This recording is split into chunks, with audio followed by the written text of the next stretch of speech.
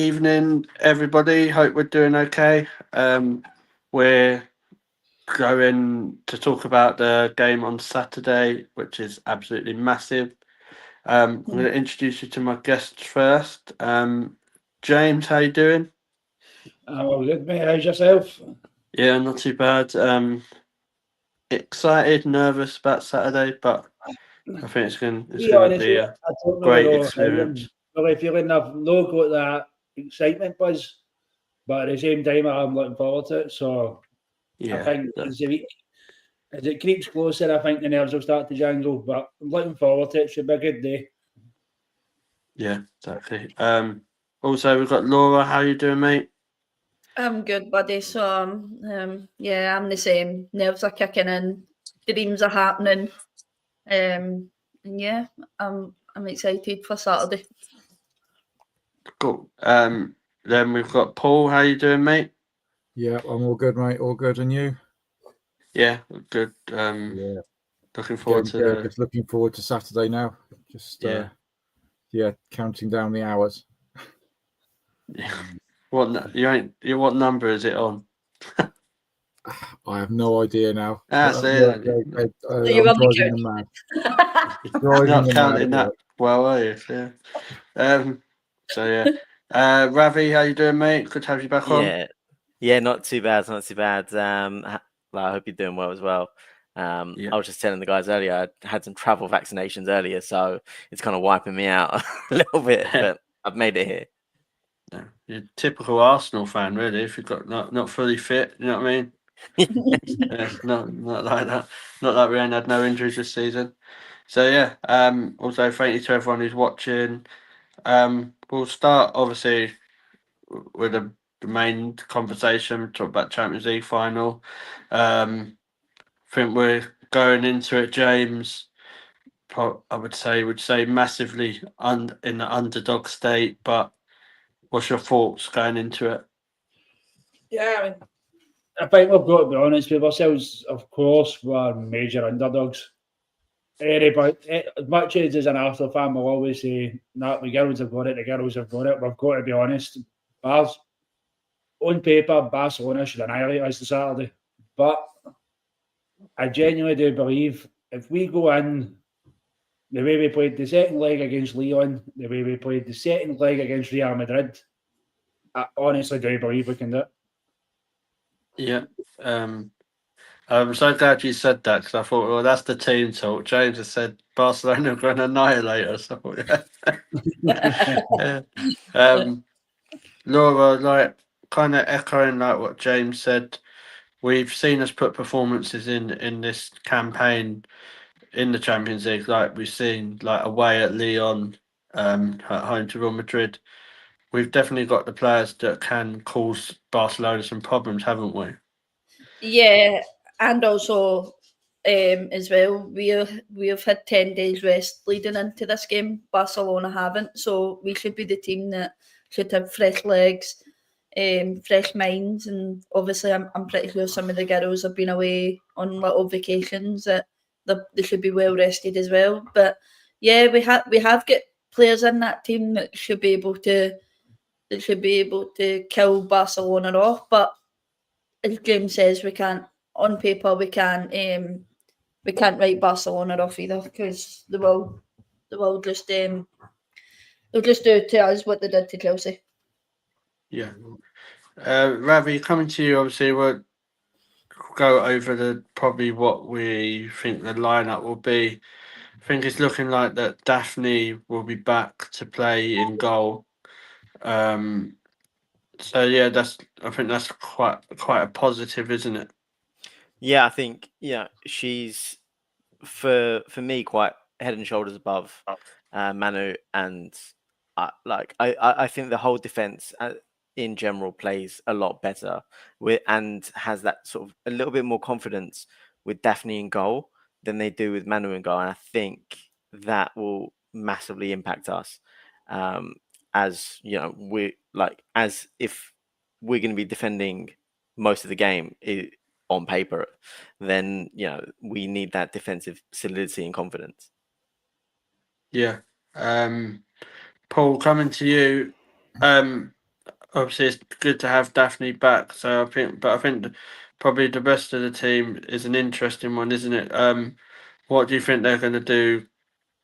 Do you think it will be Kim, Frida, and Mariona, or could you see Leah Volti playing? I can see it being the Kim, Frida, and Mariona trio, because that seems to be the way that she's going as a preferred option in the midfield. And yeah, this is arguably the biggest game of the season, so there's very little that I can see her changing from her preferred starting 11. That is if everyone is fully fit. Obviously, if somebody comes up with a niggle, then she's going to be forced to. But yeah, I can see this being a game that someone like Kim would be up for. We're going to need that leadership on the pitch. Of she's going to need to be there. The likes of Leah Williamson, commanding that defence. Katie McCabe, hopefully keeping a cool head as well.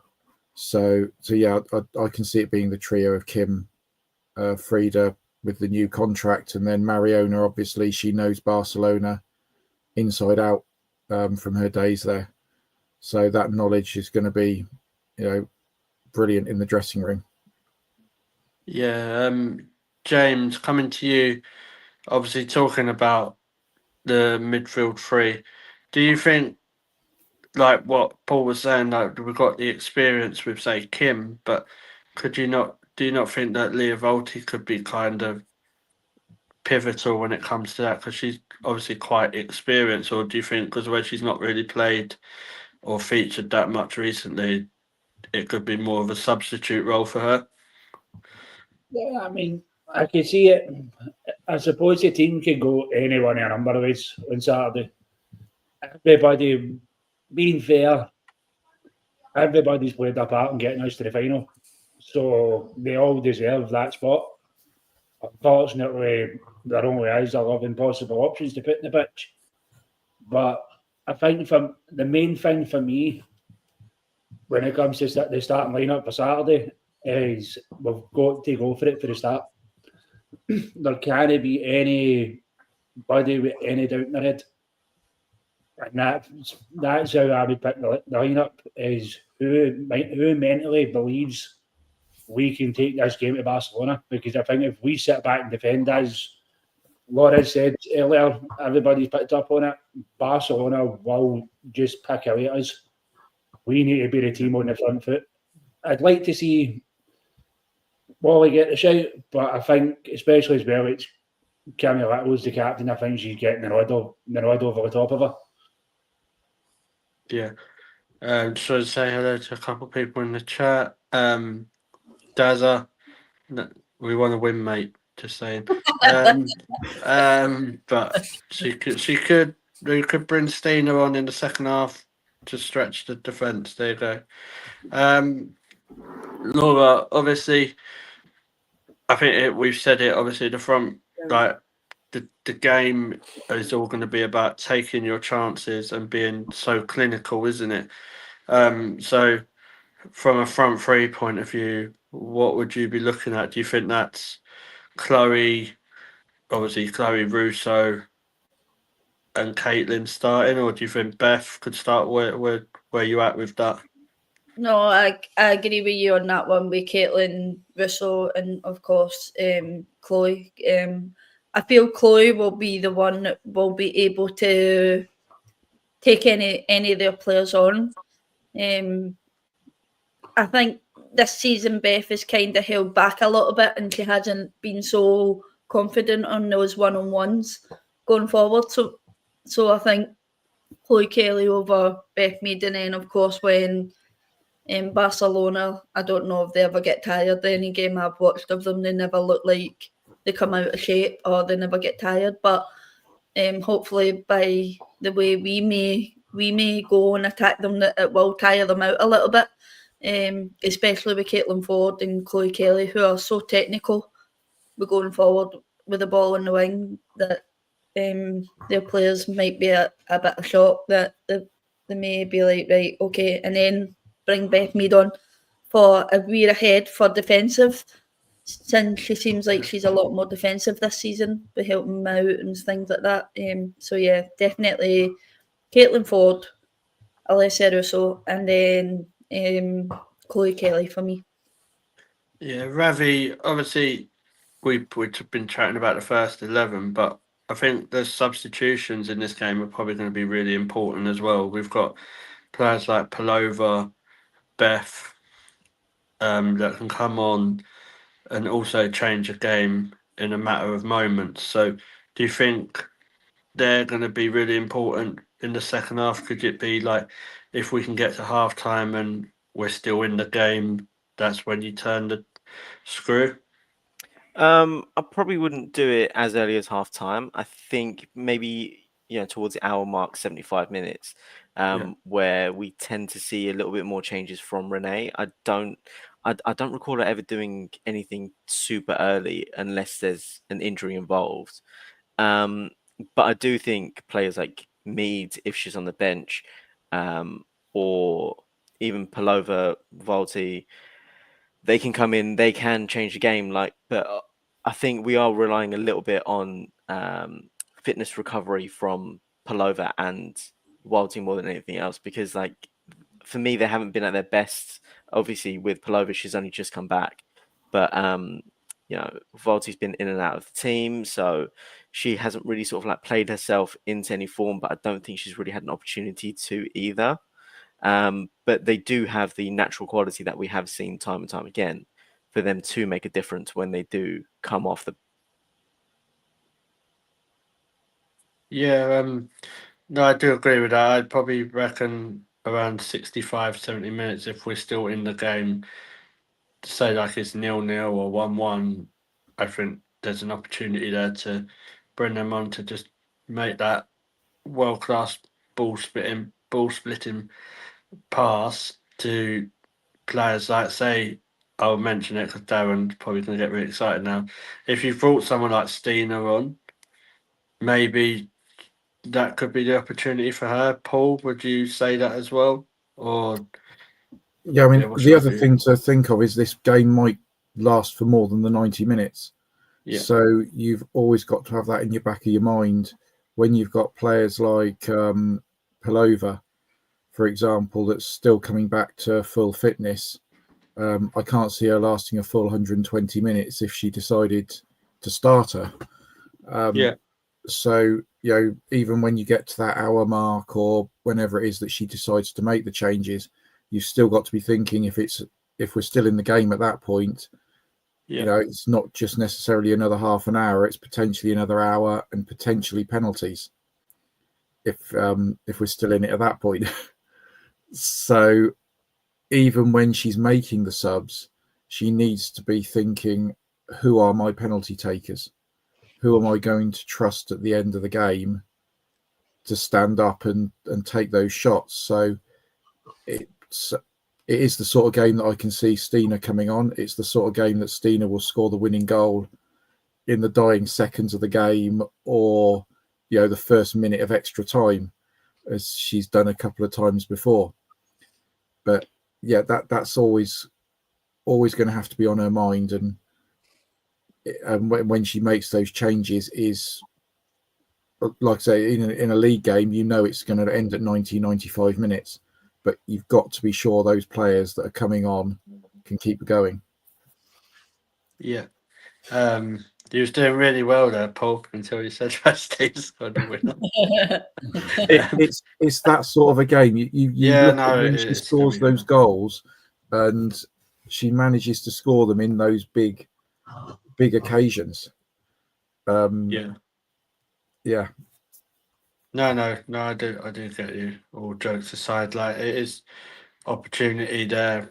I think the first 11 can do really, really well potentially, but then we've seen it in other games, haven't we, James? That finals, at that level, are kind of won by the substitutions that a manager does. Yeah, I mean, I think in all honesty, as Paul was saying, every sub she makes, everything's got to give her a mind. Not only who's my penalty kick taker, can they survive, as you say, the extra possibly 50 minutes upwards? For me, it's a hard one to say. It's a hard one to say. It's a final. Of course, they've got to be in some respect up for it. But I don't want us to be the way we kind of go against Chelsea and stuff, where we go that sort of starstruck way. We need to walk into this game going, it's any other day of the week. Barcelona is the same as us. They're 11 women in a shirt. They're nothing more than this, because if we get into our heads, oh, that's this player, that's that player, oh, they're really, all of us will crumble.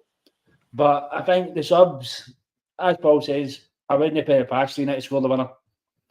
If it did get to that point, I genuinely wouldn't. But I think hopefully by that time we've actually killed the game off.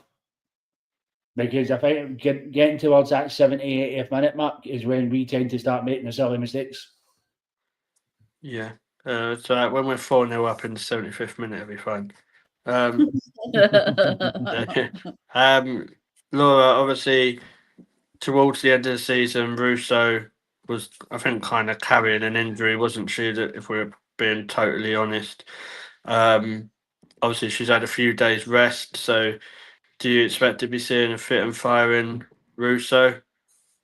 Yeah, I mean, we weren't even sure what happened with her. So when she left England, it was possible an ankle, and then we see in training videos that she's strapped up from the knee, and then we get told that she's got a massive gash that obviously keeps reopening. We weren't sure what was going on with her. So, but yeah, I think the rest will do Alicia all for the better, and hopefully she'll be on form on Saturday for us. Yeah. Ravi, obviously we've spoke about what players are going to be playing for us. What do you think the kind of game plan will be from Arsenal's point of view tactically for Barcelona? Do you think it's that high press, or do you think it's all about having control of the ball and then just trying to find those special passes to get through the back four? Yeah, I think for us, it's going to be trying to hit them on the counter attack more than anything else.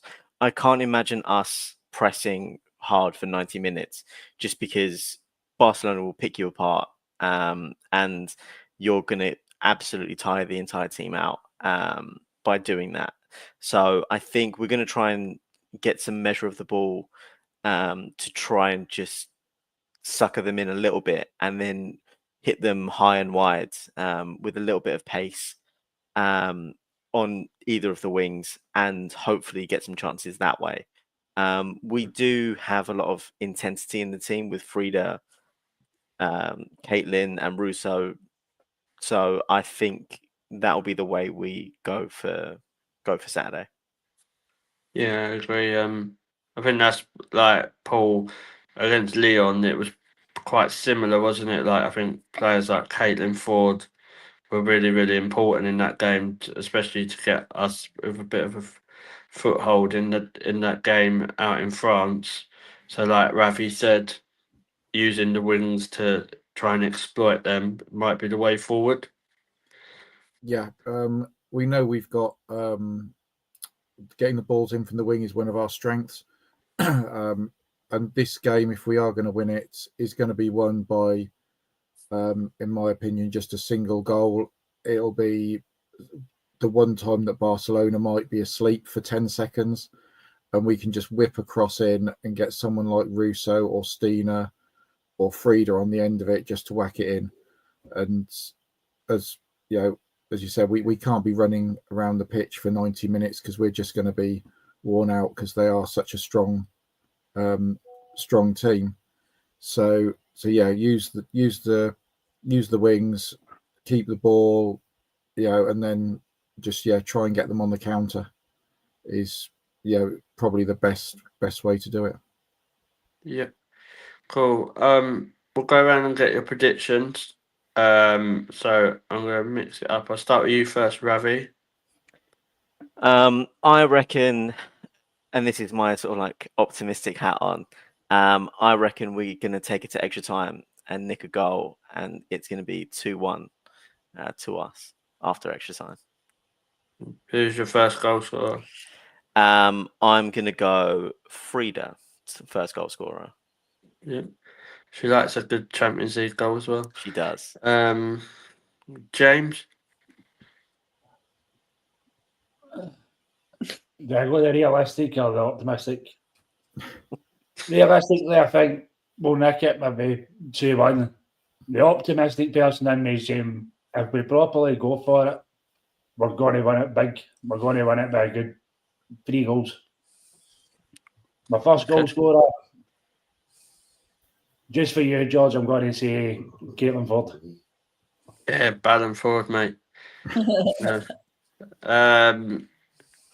Paul? I think we're going to win it by 1-0, and I can see Stina getting the goal. Literally one of the last kicks of the game, or it's going to be the first kick of extra time. It's going to be literally right on that cusp. Okay. So there you are, Darren. You heard it here first. Paul, it's just Paul wants you to buy him a drink, Darren. That's what it is. So yeah, Laura. I'm going to go with a 2-1 as well, along with Avi. But I think we're going to go 1-0 down. Come out in the second half, get the draw, and then go into extra time, and then Stina get the goal in the extra time, and Alyssa Russo get the goal back for us. Cool. Please drop your predictions in the chat. I'm going 3-2 Arsenal, and the first goal scorer will be Kim Little. Yeah, I reckon Kim will score, but I think the winner will probably. I reckon the winner's going to come from Beth Mead. That's what I'm doing. You just don't want to say Stina, do you? Everyone else says Stina, but boring. So yeah, Beth Mead scores the winner. Read into that what you want to read it into. Cool. So obviously, hopefully, we can bring back the Champions League trophy. Could be a bit of a mad one. We'll move on to, obviously, it was mentioned before, Frida has signed a new deal. Just wanted to get your kind of thoughts on that. I'll go to you, Ravi. One, what's your views on that? And two, do we think that she's going to be going forward as a regular first team starter, or could you see her more in that rotational squad? So, like when we're playing against some of the like lower level teams, like say Leicester, West Ham, Man City. Just want to get that in. Yeah, so against them sort of teams, against the lower table opposition. Yeah, I mean, firstly, I think I was a little bit surprised with her signing the new deal. I kind of expected her to go this summer. And I'm not really sure why I thought that. I just had a little feeling that she would. I am happy she's staying, but I do think she needs a little bit more consistency if she wants to go into the next bracket of quality of player that she's considered with. I think she's very good on her day, but it's how often that day comes. So against a lower team or a lower ranked team in the WSL or early parts of the Champions League, you could probably afford to not play her and just keep her for the sort of bigger games if you wanted to. But I think her best football comes when the stakes are a little bit higher. I don't think she suits that sort of like smaller game. So having that rotation would be important, but who we rotate her with is also another question because for me, she's kind of the legs in that midfield three. So I think Renee really likes that, but I'm not quite sure who we could even rotate her with to mimic that that sort of style, because Russo kind of plays there sometimes when Frida's been subbed off, but you'd want Russo up front still. Yeah, I just wondered, like, obviously with Frida, I think in that 10 role, I think we're looking, James, to be seeing that being between Mariona and probably Pelova after a, like, hopefully a healthy pre-season. So could Frida be rotated into, say, in the middle of the park, like I said, against the lower teams in the league? Yeah, I mean, don't get me wrong, I'm with Abby. I'm genuinely, I was very surprised to see that she'd signed a new contract. She was one of my, maybe say, favourites to be leaving. But obviously, Renee sees something in her. So for me, that way, you've kind of got to go, right, well, back the manager. I think she will be more of a rotational player. I can't see her being an out-and-out starter. I think we're now at the stage where we're looking to sort of, Vicky Palovas and stuff like that. You're looking to start blending them in as the first team regulars. Yeah. But I think she'll still, like the same as Kimmy Little, that player that when you need to call up on her, I think we'll be able to do it. But it's down to her to sort of show she at the same time she deserves that new contract she just got. Yeah. Laura, obviously talking about Frida, she's still quite young, isn't she? But she's got such a wealth of experience with the amount of games she's played. So do you think that goes into Renee's thinking, obviously having her around the squad, and on her day she can still change a game in a heartbeat, can't she? Yeah, sorry, my dog just fell through my window. Not like What, at a great literally? She's all right, as you can see her in the corner. Oh, right.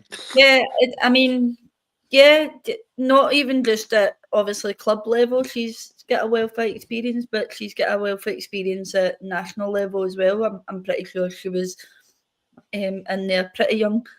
But Yeah. as Ravi said, not that many people think that Frida's a bad player. I know we have really tore into her in the group chat most of the season. Most of us have, but there has been signs of like a player that you can see in Frida, and you're just looking for that to be a bit more consistent. Yeah. But yeah, as you say, maybe she's still young. She's obviously still learning, and of course, when you're young, you're just taking all the information in, and maybe it's just a whole load of information overload to her, and she just kind of doesn't know what to do with it. But maybe a pre-season under Renee might be the best for her, and we can hopefully see the best out of her next season. Of course, she signed a new contract. We can't doubt that now, but maybe it's best that everybody in the group chat that did doubt her this season kind of pushes the last few seasons to the side with the consistency, and hopefully Renee can maybe get the best out of her going into next season, and then we can judge it from there. Yeah, Paul, obviously I think as well she did have what happened last season in the cup final, didn't she? Like with her health. So I wonder, could that be a hangover from some of her performances this season where she's not just been fully fit or fully healthy? Yeah, I mean, we don't know exactly what caused that and exactly what long-term effect that's going to have on her. Very similar to the players that had the ACLs the other year, and obviously what Leah came out recently and said about her rehabilitation. So yeah, there could always be something in the back of her mind, or something where she's just not quite fully with it at certain times. But I think all season we've all sold pretty much every player that's been on the pitch now and again, but based on their performances. James definitely has. But James and Jack, we wouldn't even have a groundsman between them two.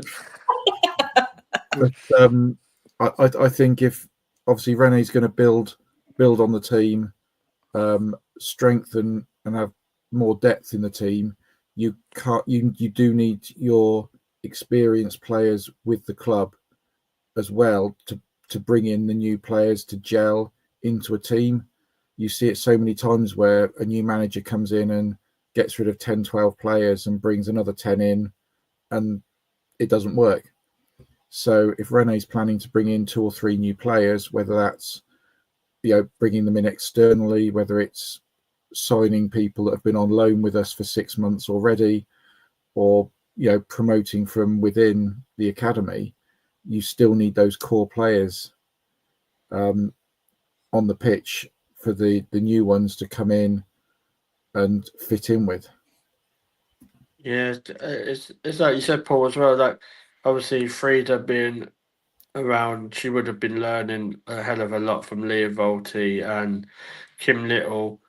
So for her to pass that knowledge on to say players like Viv Leah, Freya Godfrey, even Maddie O, like some of those players from the youth academy, it's all it's going to do is make us stronger in a better place, and it just gives us more options, doesn't it, as a squad? Yeah, definitely. The more people you've got there that can do things like that, the better it is for the whole team. I mean, you can't argue that people like Kim Little, Leah Volti, Leah Williamson, Katie McCabe, those types of players, they've been with the club now for so long, and they're so experienced, not just in the WSL but also internationally. And these younger players that are coming through just to train with players like that, the knowledge that they'll be picking up, and whether they stay with us or whether they end up moving on to other places, that knowledge they'll have picked up will just make them better players.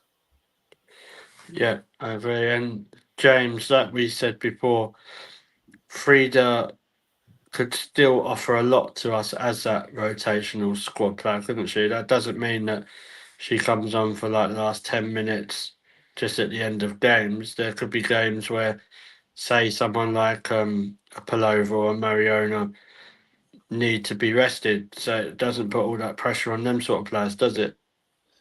Yeah, that's it. And I think that's the one thing we need to start doing going forward for next season is recognising, right, a player's getting ready to burn out, swap someone in. It's not, I just say, a player like Frida, we have had for differences on her in the past, but she should still be experienced enough where we could turn in and say, right, a Mariona or a Palova needs a rest, right? And you go for a couple of games and give them that rest.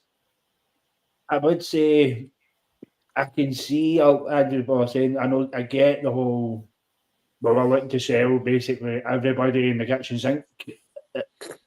Christmas time there when Johnny's first left.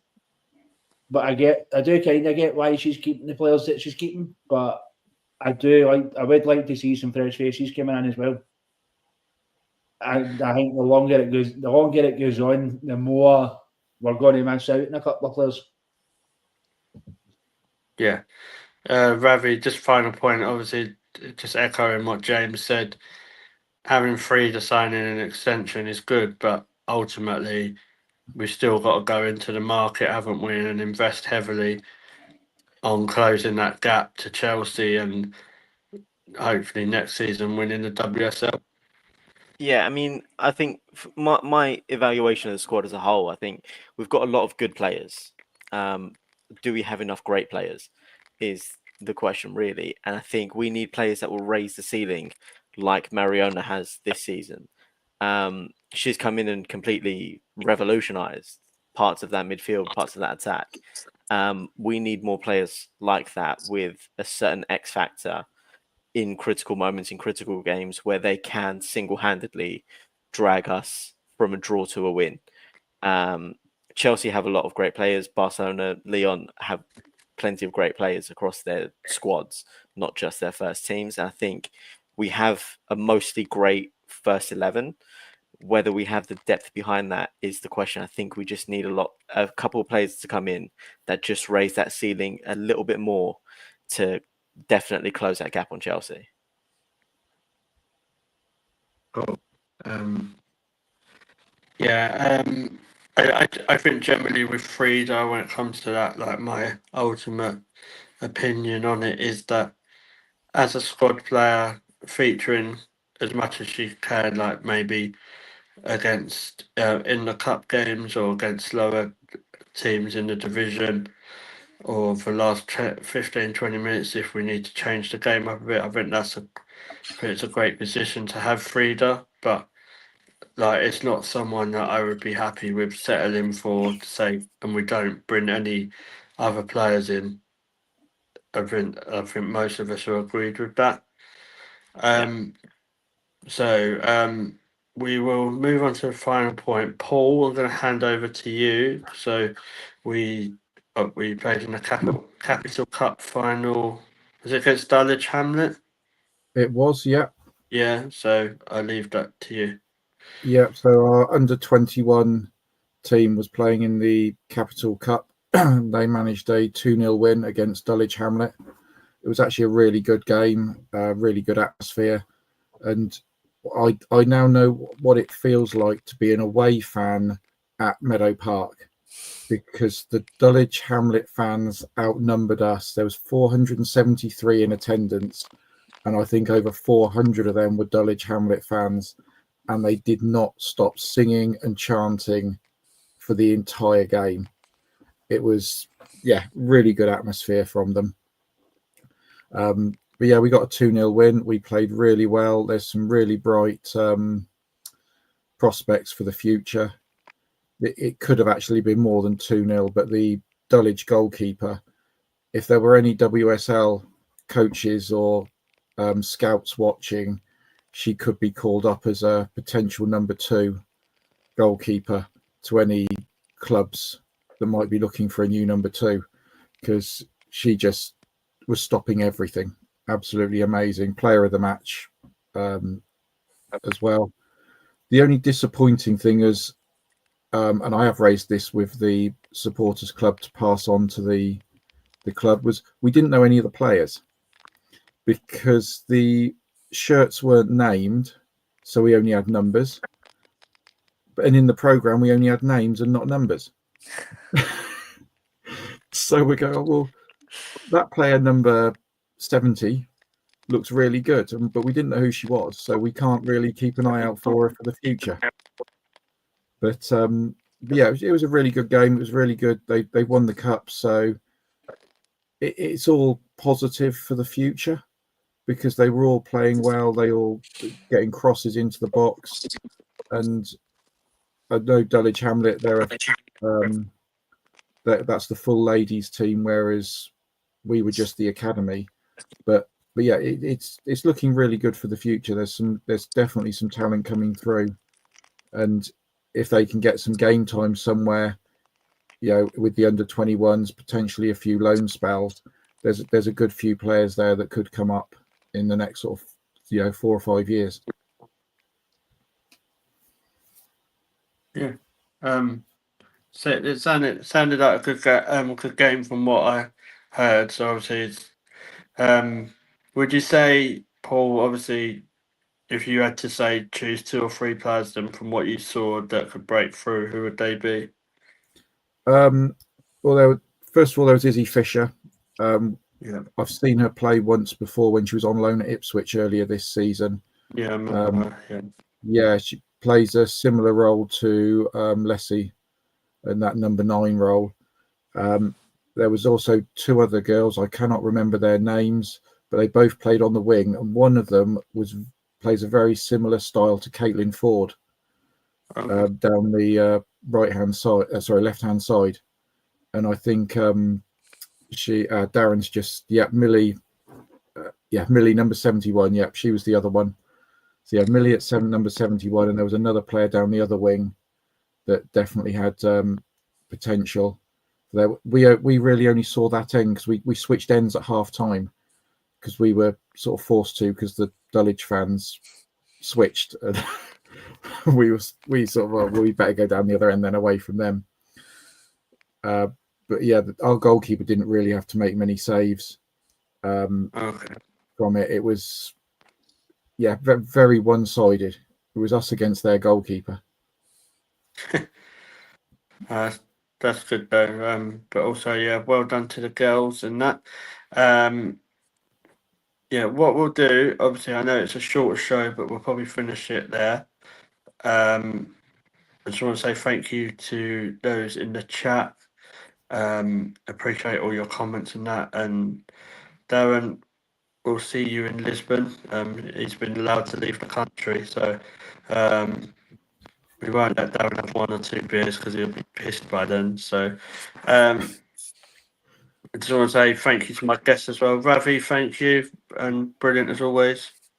Thanks for having me. No problem. Laura, thank you as well. No worries, buddy. Thank you for having us on, and I'll look forward to the watch along with myself and of course James on Saturday for the game if anybody's around to possibly come on, be in the comments and watch along with us. So yeah. Yeah, cool. Thank you for that. And yeah, thank you, James, as well. No worries, mate. Anytime, I was happy to help. Cool. Paul, brilliant as well. Thank you for doing that and with the Capital Cup stuff as well. Yeah, thank you. And just to say, wish everyone has a great time on Saturday. And anyone travelling, just basically stay safe, have a good weekend, and don't do anything that George wouldn't do. Don't leave you a lot. No. So yeah, thank you everyone. And all I've got left to say is, come on, you Gunners. Good night.